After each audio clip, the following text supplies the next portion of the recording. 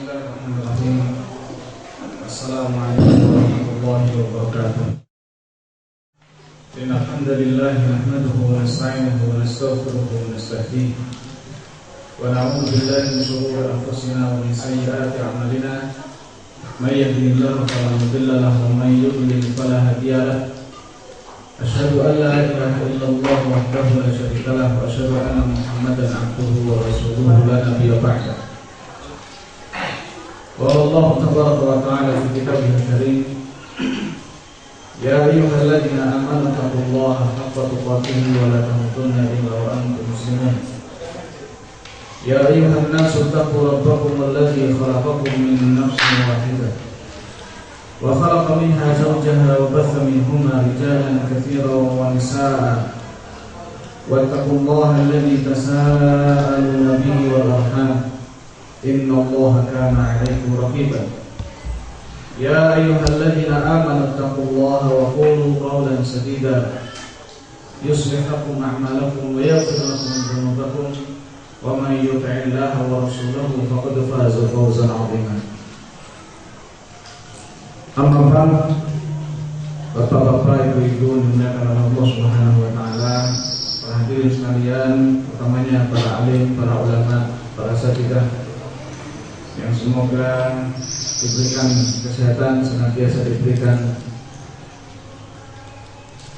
kemuliaan oleh Allah Subhanahu wa taala dan kesempatan untuk memberikan ujangan-ujangannya kepada umat dan kaum muslimin sekalian yang dirahmati oleh Allah Subhanahu wa taala. Pada kesempatan yang berbahagia ini, alhamdulillah kita bersyukur kepada Allah Subhanahu wa taala atas segala limpahan rahmat dan nikmat yang Allah berikan kepada kita. Nikmat iman, nikmat Islam, nikmat kesempatan. Sehingga pada kesempatan yang berbahagia ini kita bisa hadir dalam majelis yang mulia dalam rangka mencari ridha Allah Subhanahu wa taala. Difahami dengan benar dan kemudian bisa diamalkan dan diajarkan kepada orang lain, sehingga bukan hanya untuk diri kita pribadi, tapi juga untuk orang di sekitar kita, dan juga bukan hanya di dunia ini saja, bermanfaat juga nanti dalam akhirat kelak. Kaum muslimin dirahmati oleh Allah Subhanahu wa taala, pada kesempatan yang berbahagia ini kita akan membahas tentang masalah rezeki. Tema yang diberikan kepada saya bagaimana mencari rezeki yang berlimpah bagaimana lupa saya. Ada yang ingat? Ya Pak. Apa materinya? Kalau berbicara masalah rezeki yang banyak, berarti yang tergambar di benak kita adalah duit yang banyak, ya kan? Harta berlimpah, duit yang banyak, emasnya banyak, ya kan? Kendaraan yang bagus-bagus banyak, rumahnya mewah-mewah banyak, tanahnya luas-luas, tanamannya bagus-bagus banyak, dan lain sebagainya. Ini kalau kita bicara masalah rezeki yang banyak. Ini benar kita mengatakan seperti itu. Tapi apakah yang banyak itu mesti baik?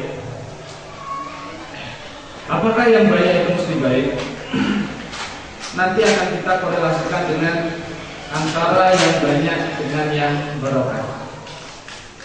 Contoh kata sekarang, kalau bicara masalah duit, orang sekarang itu kalau bisa cari duit sebuah ya enggak? Ada enggak keluar rumah cari duit sesedikit-dikitnya? Enggak ada. Pasti cari duit sebanyak-banyaknya. Mau enggak Pak gaji 5 juta per bulan? Mau ya? 10 juta kurang. Masih mau apa? 20 masih mau. 100 juta masih mau ya? Masih mau nambah lagi? Masya Allah. Ya itu memang tabiat manusia. Toh walaupun semua dunia ini kita miliki, kita juga masih merasa kurang. Maka itulah yang dikatakan oleh Nabi Shallallahu Alaihi Wasallam, ya, dalam hadis yang sahih yang diriwayatkan oleh Bukhari dan Muslim, Beliau sallallahu alaihi wasallam mengatakan, "Lau kana li Adam wadiyan min malin labtagha thalitha." Kalau anak Adam punya duit sebanyak 2 lembah. 2 lembah itu isinya duit semua, ratusan ribu semua, atau kambing semua, atau emas semua, atau apapun yang namanya harta, dia pasti pengen yang ketiga, lembah yang ketiga. Ini sudah merupakan sunnatullah kepada manusia. Sampai Nabi mengatakan, wala yamla'u jawfa ibn Adam illa turab wa yatubullahu ala man tab. Dan tidak memenuhi rongga anak Adam kecuali tanah, yaitu kematian. Kalau sudah diurut pakai tanah baru puas. Dan Allah mengampuni taubatnya orang yang bertaubat. Nah, kalau kita berbicara masalah banyaknya harta, banyaknya duit dan lain sebagainya, ini sangat menyenangkan sekali. Ya, nggak akan ada habisnya, judulnya itu pasti nggak habis-habis. Apapun kalau bisa akan kita beli. Tapi ternyata modal kebahagiaan seseorang itu bukan banyaknya duit. Karena apa? Semakin tinggi penghasilan seseorang, itu semakin tinggi kebutuhannya, semakin banyak kebutuhannya. Sehingga kalau kita hitung-hitung penghasilan dalam 1 bulan 1 juta habis, ya habis. 1 juta habis apa? Habis. Cukup enggak? Cukup. 2 juta 1 bulan habis. Habis. Cukup enggak? Cukup. 3 juta habis. Tapi cukup enggak? Juga cukup. 5 juta habis. Cukup. 10 juta juga habis. Cukup enggak? Cukup. Nah, ini kalau kita mau mengikuti gaya hidup manusia. Jadi semakin tinggi penghasilan, semakin tinggi kebutuhan. Sama seperti ibu rumah tangga itu kasih 1 juta per sebulan, habis. Cukup, ya cukup. Kasih 2 juta, habis, ya cukup. 3 juta, habis, ya cukup. 5 juta pun demikian. Dikurangi pun cukup dan habis. Ya, kasih 500.000 untuk sebulan cukup dan habis. Kasih 200.000, ada yang tega gak kasih 200.000 untuk sebulan, Bu, ini untuk makan sebulan. Ya, cukup dan habis. Kasih, berikan garam semua. 20.000 cukup juga. Masya Allah, luar biasa, ini istri yang solehah. 20.000 sebulan habis dan cukup. Bahkan bisa buat setahun. Ini kebangetan ini. Suaminya buat belikan kalender 20.000 ya, buat setahun. Itu namanya kehidupan. Jadi harta yang kita dapatkan, kalau kita bermimpi ingin memiliki harta sedunia, saya yakin kita semua ingin. Tapi apakah bermanfaat? Tapi tidak bermanfaat. Sebagai gambaran begini, Pak. Bapak mau memiliki harta yang berlimpah, di mana-mana duit punya bapak, rumah punya bapak, kendaraan tinggal naik, tinggal nyebut merek datang sendiri punya bapak. Mau enggak? Mau. Karena masih ada orang lain. Kita masih bisa berbangga dengan orang lain. Kita menggunakan segala sesuatu bermerek karena masih ada orang lain. Coba sekarang ini, seluruh dunia orang enggak ada. Yang isi hanya kita sendiri. 1 orang juga buat kita semua, mobil buat kita semua, rumah buat kita semua, tapi hidup sendiri. Mau enggak? Mau enggak? Hidup sendiri. Pokoknya kayak tanah, mana tulang bawang, perkara sendiri. Ini punya saya, enggak apa-apa punya kamu sekarang, tapi hidup sendiri. Mau enggak? Kenapa kita rakus sekarang dengan duit? Karena masih ada orang lain. Gitu. Coba kalau kita lihat secara dulu, Nabi Adam AS diciptakan oleh Allah Subhanahu wa Ta'ala. hidup sendiri di surga. Sudah mau ke sana kemari tapi sendiri. Ya, sendiri. Apa enaknya? Akhirnya ada maling salam minta pasangan. Ya, baru di situ ada godaan setan. Baru di situ ada godaan iblis. Kalau kita sendiri tidak ada godaan iblis kan, dan santai saja di dunia. Tapi apa enaknya? Gitu. Ini fenomena tentang masalah kehidupan, tentang masalah harta, tentang masalah kekayaan dan lain sebagainya. Ya. Jadi intinya harta sedikit atau banyak itu sama saja, bukan merupakan sebuah tolak ukur suatu kebahagiaan seseorang. Ya. Orang yang paling bahagia bukan orang yang paling banyak duitnya, bukan. Karena sudah kita simpulkan tadi, baik dari kasusnya Nabi Adam alaihissalam ataupun yang lainnya. Contoh misalnya begini sekarang, gampangnya.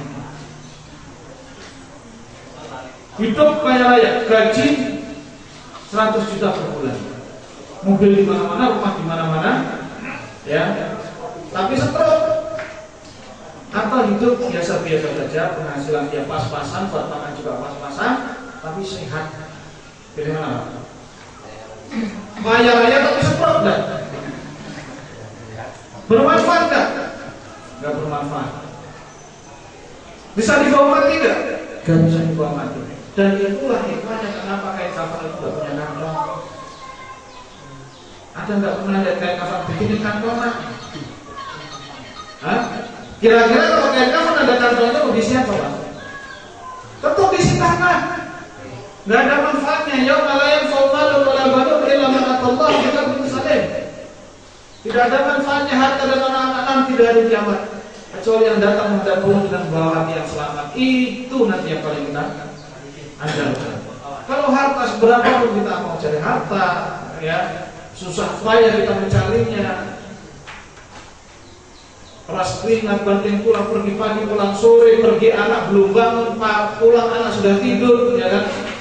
Gak lihat bagaimana perkembangan psikisnya, gak lihat perkembangan pendidikannya, gak lihat itu untuk apa? Untuk anak katanya kan.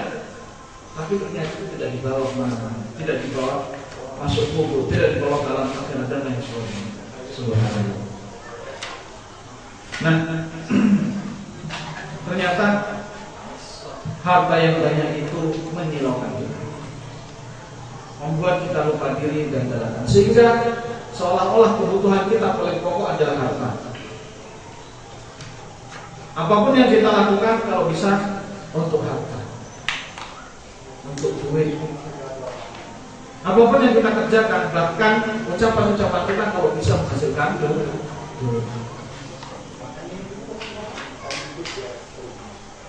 Dan ini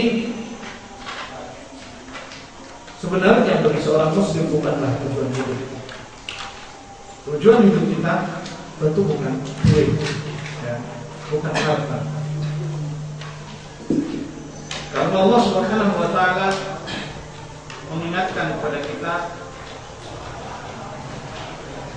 Zuyyina lin-nasi hubbus syahawati minan nisa'i wal banina wal qanatir al-muqatta'ati minadh dhahabi wal fiddati wal khayli al-musawwamati wal an'ami wal harth. Dzalika mata'ul hayatid dunya wallahu 'indahu husnul ma'ab.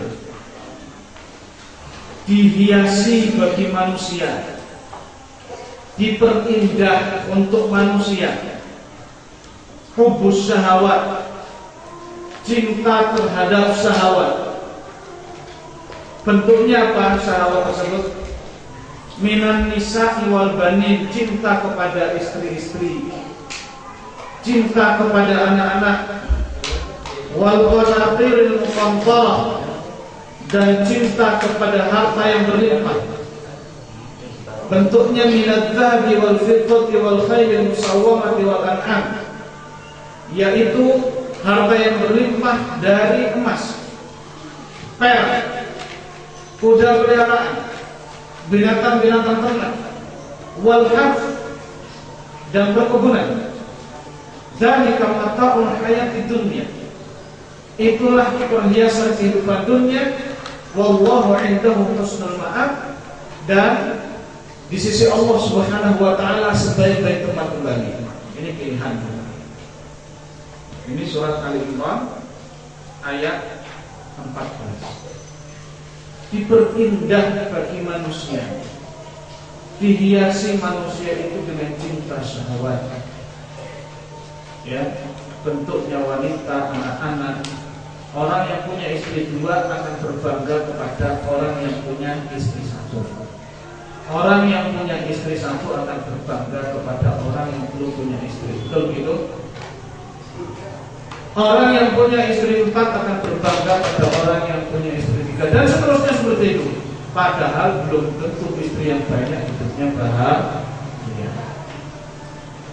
Orang yang punya mobil 2 akan berbangga kepada orang yang punya mobil 1. Orang yang punya mobil 1 akan berbangga kepada orang yang tidak punya mobil. Akan seperti itu. Wal bani, dan juga tentang anak-anak. Orang yang punya anak 3, 4, 5 akan berbangga kepada orang yang tidak memiliki anak. Nah, wal qanatir muqaddar, dan begitu juga harta benda yang sangat baik sekali bisa dibanggakan. Ini sudah sunatullah. Ini namanya zina, perhiasan kehidupan dunia. Nah, pilihannya apa? Allah Subhanahu wa taala memberikan jalan keluar ketika ini adalah perhiasan dunia. Jangan sampai kita tertipu dengan kehidupan dunia. Wallahu indahu husnul ma'ab. Allah Subhanahu wa taala memiliki tempat kembali yang sebaik-baiknya.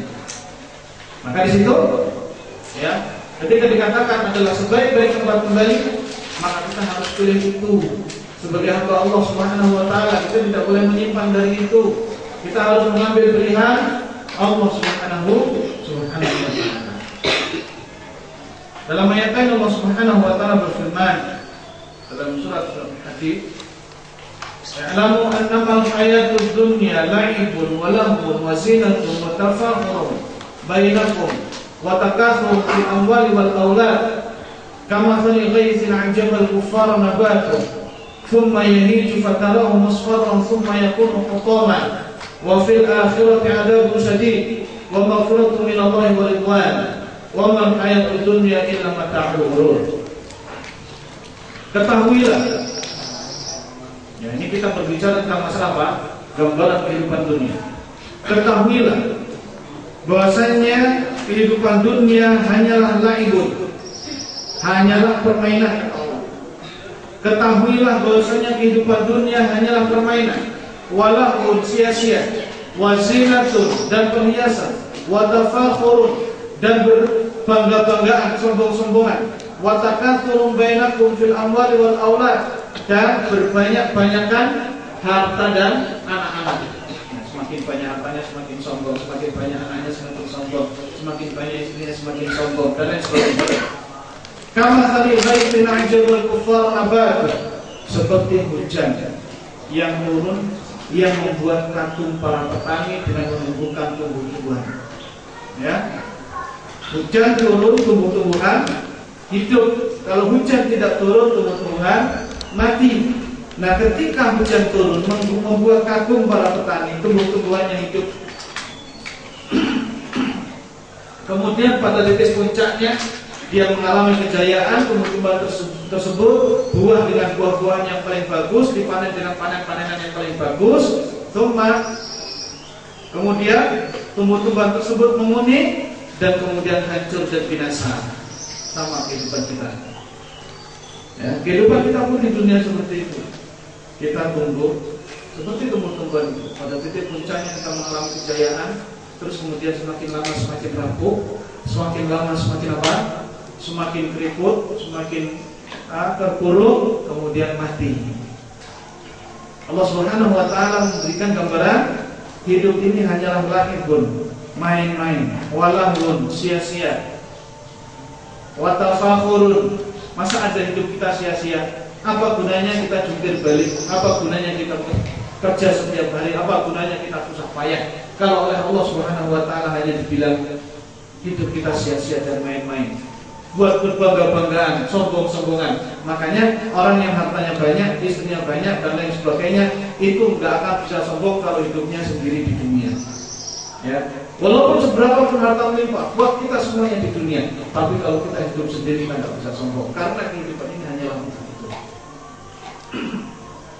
Kemudian yang terakhir Allah Subhanahu wa taala memberikan pilihan kepada kita. Wa fil akhirati 'adzabun syadid wa maghfiratun minallahi wa ridwan. Dan di alam akhirat itu hanya ada dua pilihan, azab yang pedih atau ampunan dan keridhaan Allah Subhanahu wa taala. Kita tinggal pilih yang mana, azab dari Allah ataupun pengampunan Allah dan keridhaan. Kalau azab jelas itu di neraka, nggak ada azab di surga. Azab itu di neraka dan keridhaan dan pengampunan Allah dimasukkan di dalam surga. Nah ini mari kita pilih dari sini dengan gambaran yang sangat gamblang sekali ya dalam surat Al-Hadid ini ayat 20 ya, bagaimana kehidupan dunia pertama yang kita alami hanya main-main, hanya sendok-gurau, diperhiasi manusia dengan hal-hal seperti ini. Terus kemudian pilihan ada di tangan kita. Allah Subhanahu wa taala memberikannya kepada kita. Mau ampunan Allah atau mau adab Allah Subhanahu wa taala. Nah, terus kemudian apa yang kita cari sebenarnya dari kehidupan kita di dunia ini? Ketika kita bekerja mengumpulkan rezeki, kita harus yakin bahwa rezeki itu sudah ditentukan oleh Allah Subhanahu wa taala. Sehingga kita tidak perlu pusing untuk mikir rezeki. Seperti ayam tidak pernah pusing ketika bangun tidur, pokoknya masih punya kaki dan cucuk, dia berangkat mencari rezeki. Sama seperti ayam, burung, ya, tentang rezeki dia nggak pernah minum Panadol, dia nggak pernah minum Bobrek, tidak ada jantungan, kolesterol, darah tinggi, stroke dan lain sebagainya karena mikir rezeki atau mikir duit. Pokoknya dia masih punya ceker, masih punya cucuk, dia berangkat bekerja mencari rezekinya Allah Subhanahu wa taala. Kita tidak akan meninggal dunia kecuali rezeki kita ini sudah disempurnakan oleh Allah Subhanahu wa taala. Toh Nabi sallallahu alaihi wasallam pun mengatakan kalau kita lari dari rezeki kita, pasti rezeki itu pun akan mengejar kita sebagaimana mati akan mengejar kita. Sehingga perlu pusing enggak kita mikir masalah rezeki? Sekarang ini kita dipusingkan, ya, lapangan pekerjaan semakin sepi, ya kan? Terus kemudian harga apa-apa naik, kita ini orang Padang kalau nggak makan pakai cabai rasanya hamban, ya Pak ya. Sekarang cabai semuanya naik, ya, bahan-bahan makan semuanya naik. Ya Allah, ya, pelanggan semakin berkurang dan lain sebagainya. Nah ini kalau kita mikir seperti itu kita akan pusing. Kalau rezeki yang mengatur kita pusing. Tapi rezeki yang mengatur Allah Subhanahu wa taala maka kita tidak perlu pusing. Yang kita cari adalah rezeki yang barokah. Nah ini loh, ini intinya dari permasalahan kita. Yang kita cari adalah rezeki yang barokah, bukan rezeki yang banyak. Rezeki banyak, kalau tidak barokah maka tidak bermanfaat. Bermanfaatnya ya cukup itu tadi. Karena banyak cukup, sedikit pun cukup, tapi tidak barokah. Yang paling kasihan adalah sudah rezekinya sedikit, tidak barokah. Apa itu barokah? Barokah adalah al-khairul katsir, kebaikan yang banyak. Kebaikan yang banyak yang terkumpul pada diri seseorang. Barokah itu asal kata dari birkah. Apa itu birkah? Birkah itu kolam atau bak, itu disebut birkah. Kenapa disebut birkah itu barokah? Kenapa disebut barokah itu birkah? Asal kata dari birkah karena semua mengalir menuju ke kolam. Air mengumpul sedikit demi sedikit menuju ke kolam sehingga tertampung di situ kebaikan yang banyak. Bisa jadi harta itu sedikit, tapi membawa kebaikan yang banyak. Ya, bisa jadi harta itu banyak dan mengandung kebaikan yang lebih banyak. Nah, ini namanya barokah. Harta yang sedikit 1 juta bisa buat nyicil rumah, bisa buat makan, bisa buat sekolah anak, bisa buat ini, bisa buat itu, bisa. Masya Allah, ini namanya harta barokah. Dan tentu ini yang kita cari, membuat hati kita ini tenang. Harta yang barokah, toh walaupun kita kehilangan harta tersebut, kita nggak gundah gulana, nggak susah, ya, nggak perlu mencaci maki, nggak perlu hina sana hina sini, tuduh sana tuduh sini. Harta yang barokah itu membawa ketenangan. Nah, Bapak Ibu dimuliakan oleh Allah Subhanahu wa taala. Jadi permasalahannya kita sekarang ini bukan pada harta kita, bukan pada seberapa kita punya, bukan pada apa yang kita miliki, akan tetapi permasalahannya harta kita ini barokah atau demi Allah yang ditakutkan oleh Rasulullah SAW, bukan kita ini menjadi orang fakir. Umatku menjadi orang-orang kere, terus kemudian Nabi terhina dengan seperti itu enggak ditakutkan sama Nabi SAW. Sama sekali tidak ditakutkan, ya. Tapi yang ditakutkan kita ini justru gila harta. Rasulullah takut kita ini gila harta, gila harta. Bagaimana itu? Amr bin Auf radhiyallahu ta'ala menceritakan bahwa Nabi sallallahu alaihi wasallam bersabda, "Wa wallahi mal faqra akhsha 'alaikum." Demi Allah, bukan kefakiran yang aku takutkan pada kalian. Nah, ini sekali lagi perlu diingat. Ya, kejayaan Islam bukan berarti orang Islam harus kaya-kaya. Ya, makannya enak-enak, tidurnya empuk-empuk. Bukan itu kejayaan Islam. Kejayaan Islam semuanya harus pakai gelang emas, enggak. Kejayaan Islam bajunya harus bagus-bagus, bukan.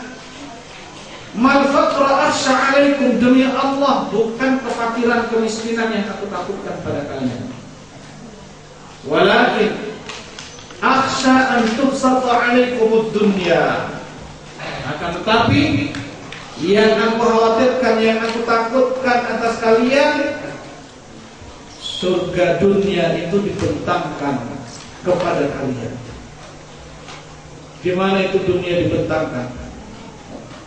Dunia dibentangkan itu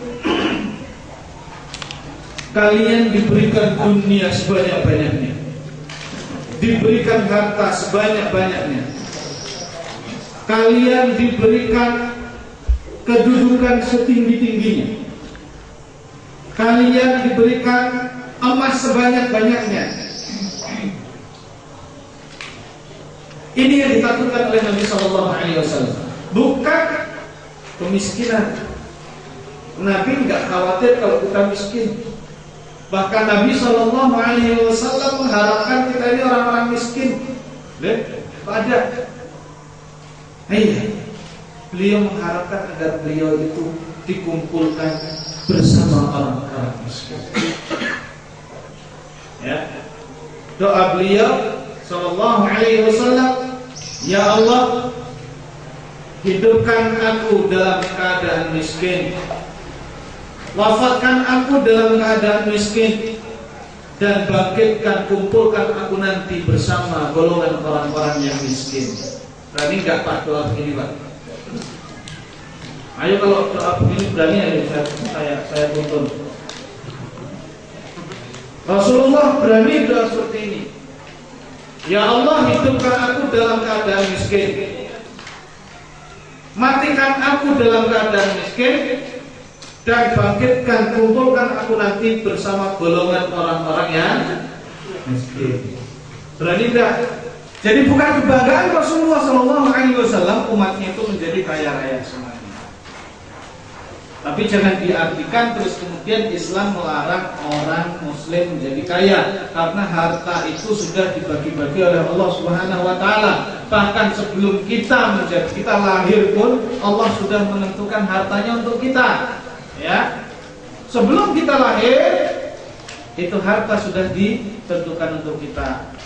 Bahkan sebelum kita diciptakan, sebelum langit dan bumi diciptakan, itu ketentuannya sudah ditentukan oleh Allah Subhanahu wa taala sejak 50.000 tahun sebelumnya. Subhanallah. Sampai seperti itu? Iya, sampai seperti itu. Kita dalam kandungan itu sudah ditulis rezekinya, ditulis ajalnya, ditulis sa'idun aw syaqiyun, sengsara ataupun bahagia, itu sudah ditulis oleh Allah Subhanahu wa taala. Sehingga kalau kita berpikir masalah harta, kita enggak perlu pusing-pusing. Ya, jangan diartikan ya bukan sebuah kebanggaan bagi Nabi kalau umatnya itu menjadi orang kaya. Ya, karena para sahabat Nabi Shallallahu alaihi wasallam pun banyak yang kaya. Yang membuat iri sahabat-sahabat yang lain. Abdurrahman bin Auf kaya, Utsman bin Affan menantunya kaya, Abu Bakar As-Siddiq mertuanya juga kaya. Ya. Ini. Mal faqra akhsha 'alaikum, demi Allah bukanlah kefakiran yang aku khawatirkan pada diri kalian. Walakin akhsha an tubsatu 'alaikum ad-dunya, tapi yang aku khawatirkan, yang aku takutkan adalah dunia itu dilapangkan untuk kalian, hartanya melimpah, kedudukannya tinggi dan lain sebagainya dan lain sebagainya. Ya, tadi disebutkan tadi zuyyina linnas hubbu syahwat. Semuanya ada, itu yang ditakutkan kepada kalian. Fatanafasuha kama busitat 'alal ladzina min qablikum, atau kama busitat 'ala man kana qablakum, sebagaimana dilapangkan kepada orang-orang sebelum kalian. Jadi orang-orang sebelum kita itu hartanya dilapangkan seperti Qarun. Kalau kita lihat ya sampai sekarang tetap menjadi sejarah, hartanya tetap kita buru, harta Qarun. Nah, itu dilapangkan hartanya luar biasa. Nah, ketika sudah ditakutkan kita ini dilapangkan, maka kata Nabi fatanafasuha kama tanafasuha, kalian memburu harta tersebut sebagaimana orang-orang dulu menyibukkan diri untuk memburu harta. Fatuhlikukum kama ahlakatkum, maka harta tersebut membinasakan kalian sebagaimana harta itu membinasakan orang-orang sebelum kalian. Ini yang paling ditakutkan oleh Nabi Shallallahu alaihi wasallam. Yaitu apa? Harta, kita banyak harta. Karena kalau banyak harta, kita semakin rakus dan semakin rakus. Lalu tanpa sadar harta tersebut yang membinasakan kita, sebagaimana telah membinasakan orang-orang sebelum kita. Ikhwafillah azakumullah jami'an yang dirahmati oleh Allah Subhanahu wa taala. Rasulullah sallallahu alaihi wasallam mengingatkan kita, inna likulli ummatin fitnah wa fitnatu ummati al-mal. Sesungguhnya setiap umat itu ada fitnahnya, ada ujiannya. Dan ujian untuk umatku adalah harta. Ujian untuk umatku adalah harta. Bagaimana tidak? Kalau kita lihat penyimpangan-penyimpangan, kemaksiatan-kemaksiatan, kejahatan-kejahatan, alasannya dilakukan karena apa? Harta. Kenapa sampai ada pelacur? Karena harta. Kenapa sampai ada begal? Karena harta. Kenapa sampai ada tukang-tukang judi? Ya, itu karena apa? Harta. Kenapa sampai ada koruptor? Karena harta. Kenapa ada sampai menipu? Karena harta. Kenapa sampai harta? Rasulullah Shallallahu Alaihi Wasallam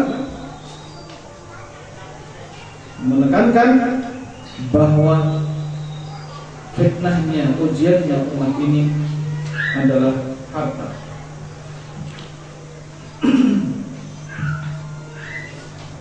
Kemudian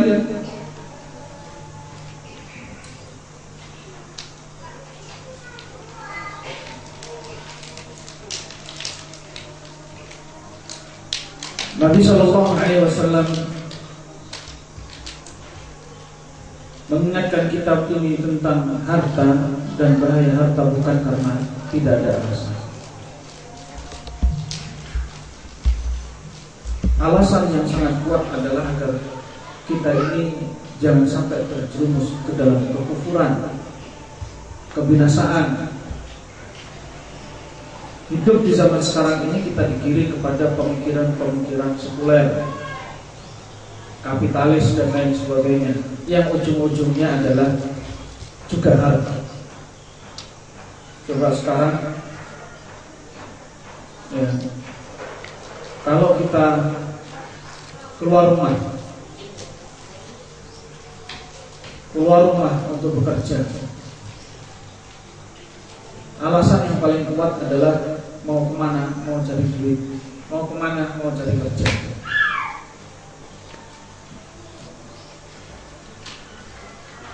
Seolah-olah harta adalah semuanya. Orang-orang kapitalis, orang-orang sekuler, orang-orang komunis, orang-orang ateis menganggap semua dunia adalah segalanya. Karena kehidupan mereka adalah hanya kehidupan dunia ini, dan mereka tidak memiliki kehidupan setelah kehidupan ini. Allah Subhanahu wa taala mengingatkan kita, wa qalu ma hiya illa hayatuna dunya namutu wa nahya wa ma yuhlikuna illa dahr wa ma lahum bidzalika min ilm in hum illa yadhunun.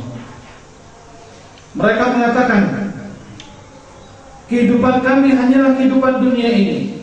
Namutu wa nahya, kami mati dan kami hidup, silih berganti, mati hidup, ganti generasi mati hidup. Berarti kebahagiaan mereka betul-betul kebahagiaan hanya di dunia ini. Hidup mereka hanyalah hidup di dunia ini. Ganti generasi, kemudian mati, ya sudah selesai, gak ada hidup lagi setelah itu. Ini menurut mereka. Namutu wa nahya wa ma yuhlikuna illa dahr. Dan yang membinasakan kami hanyalah apa? Waktu. Dan selesai.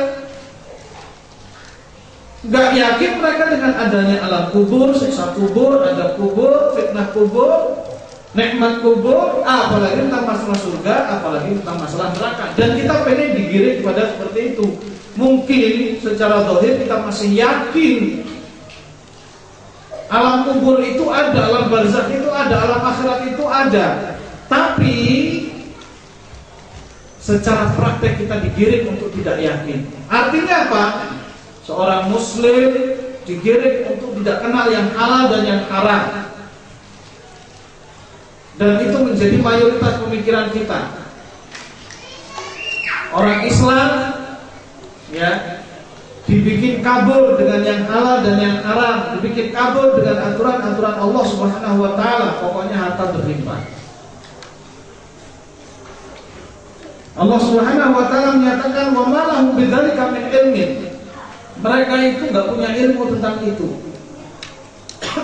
Inhum illa yadhunnun. Mereka hanya mengira-ngira saja.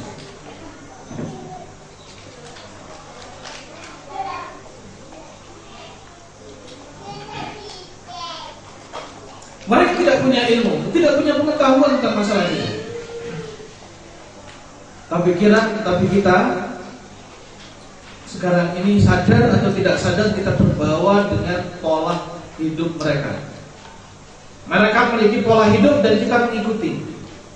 Seolah-olah segala sesuatu itu adalah harta, seolah-olah segala sesuatu itu adalah uang, sehingga apa yang kita kerjakan ujung-ujungnya adalah untuk uang.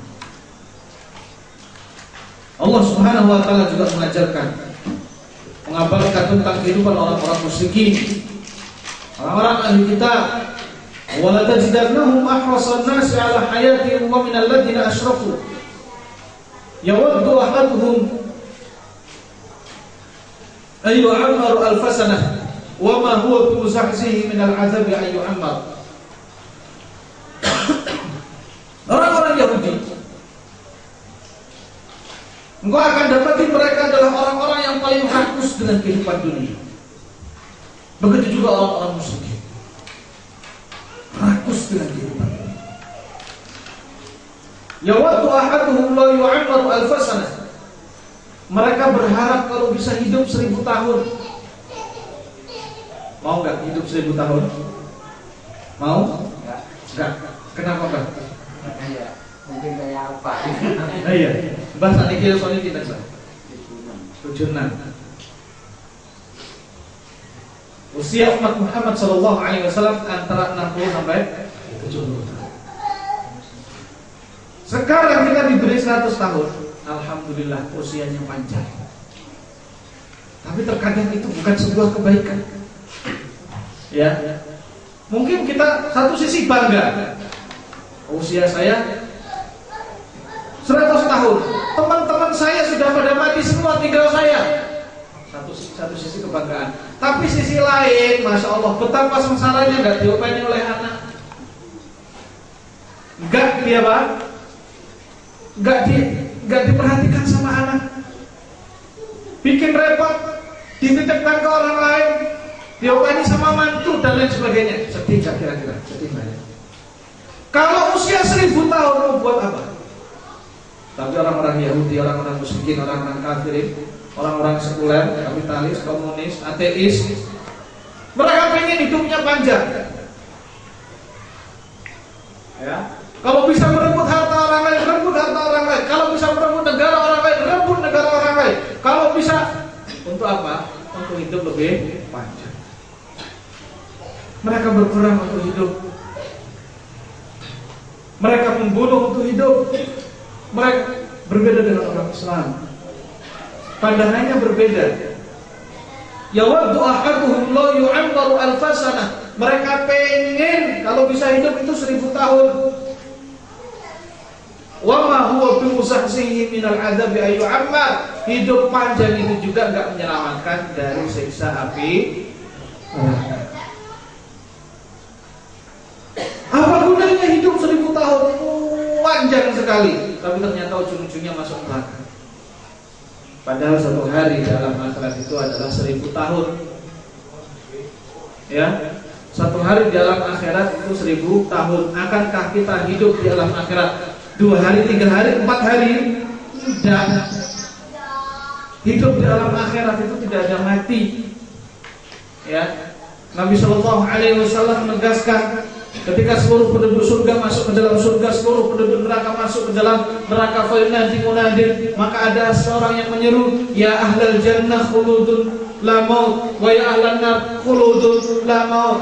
Ada yang menyeru, wahai penduduk neraka, kekal, tidak ada mati. Wahai penduduk surga, kekal, tidak ada mati. Fayazdadu ahlul jannati farhan ala farhihim, maka penduduk surga bahagia di atas kebahagiaan mereka, dan penduduk neraka husnan ala husnihim, sedih di atas kesedihan mereka. Ini mungkin kita tidak sekuler, kita tidak komunis ya, yang mendustakan adanya Allah, adanya Tuhan semesta alam. Tapi mungkin kita terbawa pemikiran-pemikiran mereka. Kita praktek dengan prakteknya hidup mereka. Bukan hanya dalam masalah pandangan, dalam masalah harta, dalam masalah ibadah pun mungkin kita ikut-ikutan mereka. Apa gunanya sholat kalau tidak lancar rezekinya? Apa gunanya puasa kalau masih banyak utangnya? Itu Pak ya. Akhirnya apa? Sholat sholat kodowa, puasa nggak puasa kodowa. Bukti nyata sekarang. Coba jujur Pak, Indonesia ini 200 juta Islam. Ada enggak 70% yang sholat? Sampai 70% umat Islam Indonesia sholat. Yang sholat loh, sampai 70% ada enggak? Apa enggak yakin jenengan? Ada Mbak? Enggak ada. Yakin Mbak? Ya?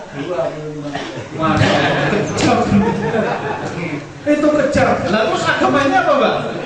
Agama ini ya bukan Islam tadi. Agamanya Islam, yang sholat 25%. Oke, 25%. Dari 25% yang berangkat ke masjid sama berangkat ke musola, berapa persen Pak?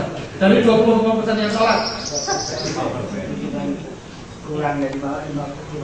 Ya. Karena tiap-tiap sholat atau masjid itu paling antara imam dan makmum 2.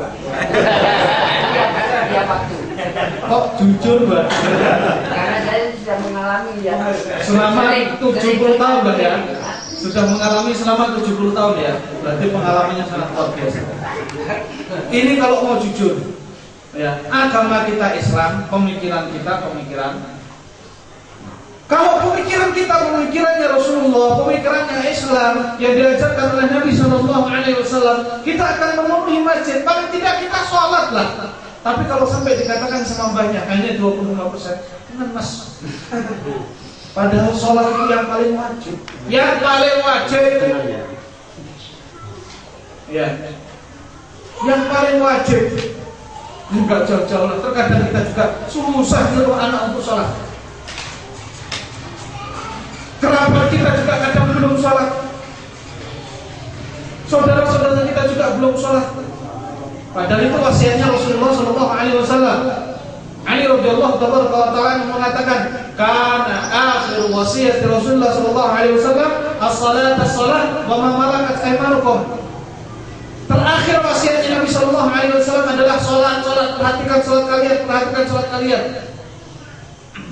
Ummu Salamah mengatakan, "Kana akhir kalami sallallahu alaihi wasallam as-salat wa ma malakat aymanukum." Terus diulang-ulang oleh Nabi sallallahu alaihi wasallam. Ucapan terakhir kali Nabi sallallahu alaihi wasallam adalah salat. Perhatikan salat kalian. Lah kok umatnya enggak pada salat? Lah kalau tadi dibilang 25% ya Allah, umat dengan Nabi. Apalagi yang berangkat ke masjid. Nabi pernah nggak meninggalkan sholat, meninggalkan jamaah di masjid? Pernah nggak meninggalkan jamaah di masjid? Ya wes, tinggal kita orang di masjid, sholatnya rumah harus keluarga sama anak sama istri. Terus terang kita punya pemikiran seperti itu, enak di rumah sama istri sama anak ngajarin mereka. Tapi ini tidak sesuai dengan ajaran Nabi dalam artian begini, Nabi itu tidak pernah meninggalkan sholat jamaah di masjid. Saya minta satu riwayat saja, Nabi SAW mengumpulkan istrinya, ya, anak-anaknya sholat di rumah, masjidnya ditinggal. Saya minta satu hadis saja. Nggak ada kecuali hadis yang diceritakan dari Ubaidillah bin Abdillah bertanya kepada Aisyah radhiyallahu taala tentang sakitnya Nabi SAW. Beliau tidak berangkat ke masjid, mau berangkat pingsan sampai 4 kali dengan bayangnya. Sampai 4 kali mau berangkat nggak bisa. Itu baru Nabi SAW nggak ke masjid. Sakit selama 11 hari, sakit yang membawa beliau meninggal dunia. Dan di hari-hari antara 11 itu, di Sabtu siang Rasulullah SAW masih menyempatkan diri ke masjid, dipapah oleh 2 orang, Al-Abbas bin Abdul Muttalib dan mantunya Ali bin Abi Thalib. Itu dipapah. Dan umatnya sekarang enak-enaknya meninggalkan sholat, dengan alasan sibuk, dengan alasan ini dan itu untuk mencari duit. Pokok enggak? Apa itu pokok? Pokok enggak pantas. Gak pantas. Umat Muhammad, mengaku umat Muhammad bahkan bercita-cita masuk ke dalam surga yang paling tinggi, mendampingi Rasulullah SAW. Kok gak sholat? Nah, itu. Saat ini modelnya bangun masjid itu, ini Jawi standar. Jawi bebas. Saat ini modelnya bangun masjid, bangun nanggar, bangun musola atau segala kuburan. Bareng-bareng mau selalu mau apa? Nanti ada. Tapi saya tetap satu kali. Ini Pak, cocok nih kata saya di luar.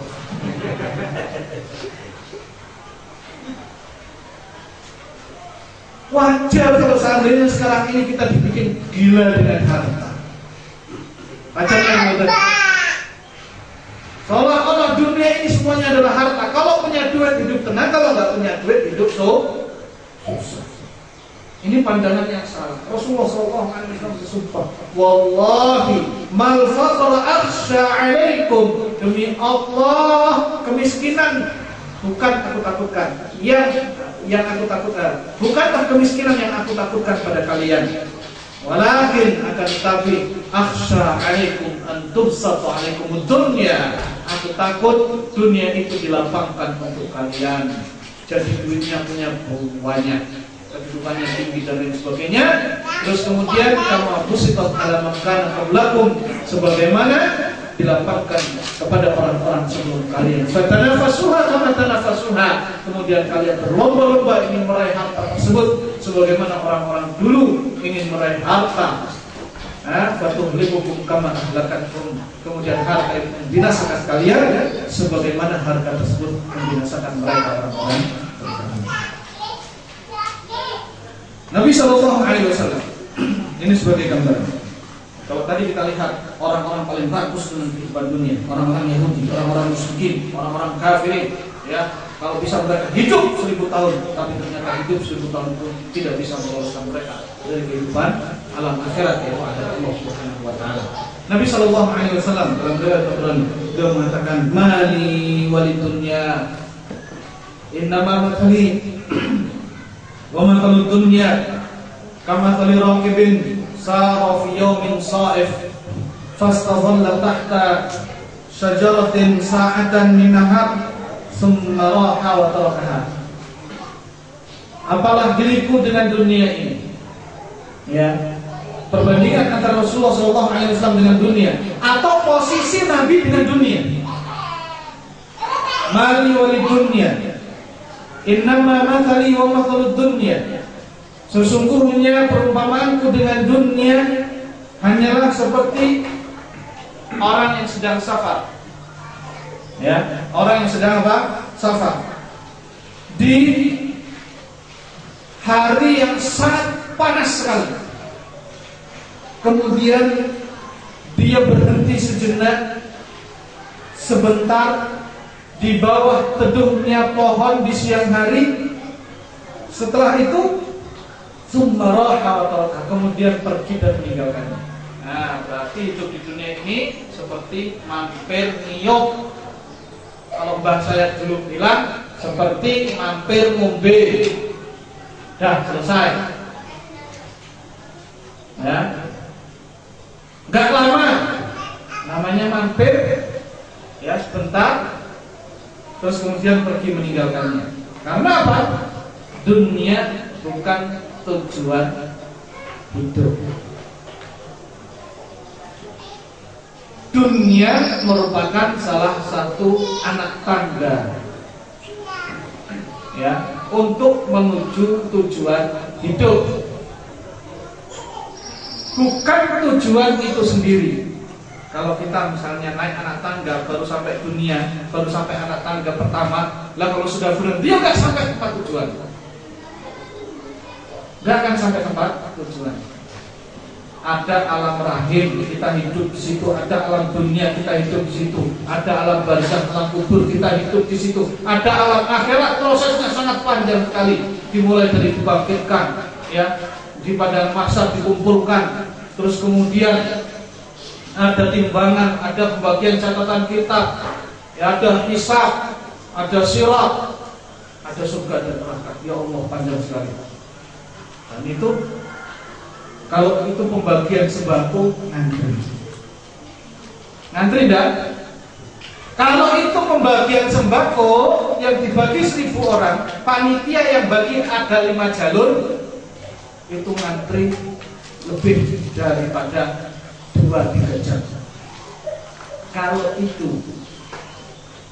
itu di alam akhirat, bukan pembagian sembako, tapi hisab yang ditanya detail satu persatu.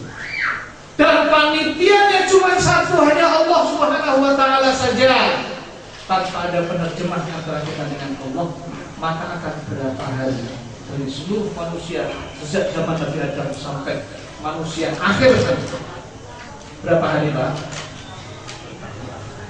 Kalau satu saja kita ini Catatannya adalah sejauh mata memandang.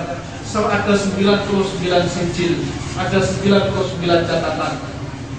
Orang kafir itu bingung. Melihat kita la yughadiru saghiratan wala kabiratan illa ahsaha. Ada apa kitab ini? Semuanya dicatat, semuanya ditulis. Amalan sekecil apapun ditulis. Ungkapan hati ditulis.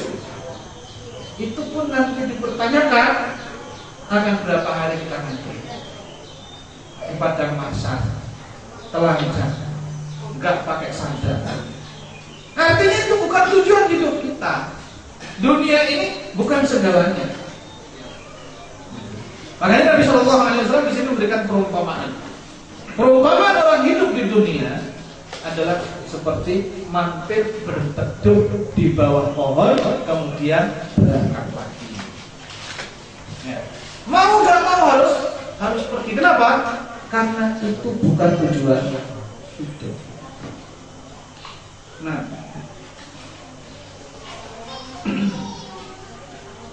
coba kalau kita lihat Rasulullah Sallallahu Alaihi Wasallam dalam riwayat lain, dalam Sahih Bukhari, dari Abi Sirwa'ah Uqbah bin Harits radhiyallahu taala.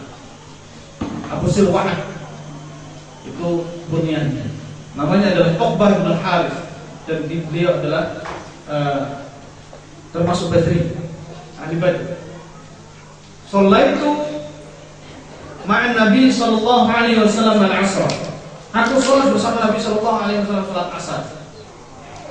Kemudian setelah salam, Rasulullah sallallahu alaihi wasallam enggak berpikir, enggak wiridan, langsung bangkit, langsung menuju salah satu dari rumah-rumah Muslim. Manusia bingung, ada apa ini Rasulullah? Ada apa beliau bersegera? Banyak pertanyaan bergelayutan di benak para sahabat. Kemudian Nabi Shallallahu Alaihi Wasallam keluar dari rumah. Dilihat para sahabat pada bingung, kenapa beliau itu langsung menuju rumah. Lalu beliau Shallallahu Alaihi Wasallam menyatakan, "Dzakartu syai'an min tibrin indana." Aku mengingat, aku teringat ada secuil emas di rumah. Ya, fakari itu an yahbisani fa amartu bi qismatin. Aku takut itu ya menjadikan aku tertahan, atau aku khawatir itu tetap di rumah, maka aku perintahkan untuk segera dibagi. Ada sedikit emas di rumah. Ada sedikit apa? Emas di rumah, secuil. Khawatir itu akan apa? Khawatir itu akan tetap berada di rumah. Dalam riwayat lain Nabi Shallallahu Alaihi Wasallam tidak menyimpan harta lebih dari 3 hari di rumah. Maka Nabi Shallallahu Alaihi Wasallam bersegera membagi harta. Nah, kalau kita sekarang ini sangat jauh berbeda dengan apa yang dialami oleh Rasulullah Shallallahu Alaihi Wasallam. Aisyah radhiyallahu anha menceritakan hari-hari kehidupan Nabi Shallallahu Alaihi Wasallam. Apa yang dimakan? Aswadan. Apa itu aswadan? 2 hal yang hitam, 1 kurma, dan 1 lagi air putih, bukan kopi. Air putih. Ya sudah, makannya hari-hari air kopi. Air putih dan kurma. Sangat sederhana sekali. Bahkan terkadang tidak didapatkan apa-apa untuk dimakan. Rasulullah SAW. Terus dengan demikian, apakah kita bisa mengatakan Rasulullah SAW salah hidupnya karena tidak ada makanan di rumah? Tidak. Kita akan mengatakan Rasulullah adalah orang paling baik hidupnya, paling bahagia hidupnya. Oh, ternyata menurut Rasulullah dunia ini bukanlah apa-apa, bukanlah tujuan hidup, gitu ya. Sampai pun ada secuil emas, tidak ingin secuil emas ini tetap bertahan di rumah beliau Sallallahu Alaihi Wasallam. Gitu. Kalau kita beras ada 10 kilo, 20 kilo untuk persiapan. Ya, mie instan paling tidak 2 kardus sudah ada di rumah. Ya. Ini itu semuanya sudah siap sedia. Nah, Apakah itu juga tercela? Tidak tercela. Tidak tercela. Tidak mengapa. Ya. Yang tercela adalah kehidupan kita hanya mementingkan kehidupan dunia. Menyimpan beras itu halal, itu boleh. Menyimpan emas itu halal, itu boleh. Cuman yang tercela adalah ketika emas, harta itu sudah nyampe pada nisabnya tidak dikeluarkan. Itu yang tercela. Tapi kalau kita mau melihat posisi kehidupan Nabi Shallallahu Alaihi Wasallam dan kondisi beliau, maka itulah yang harus kita lihat. Kemudian Nabi Firlah Azzaullah sudah. Kalau memang seperti itu, bagaimana pandangan kita terhadap kehidupan dunia? Utamanya pandangan hidup kita terhadap harta. Sudah 1 jam. Nyambung. Terus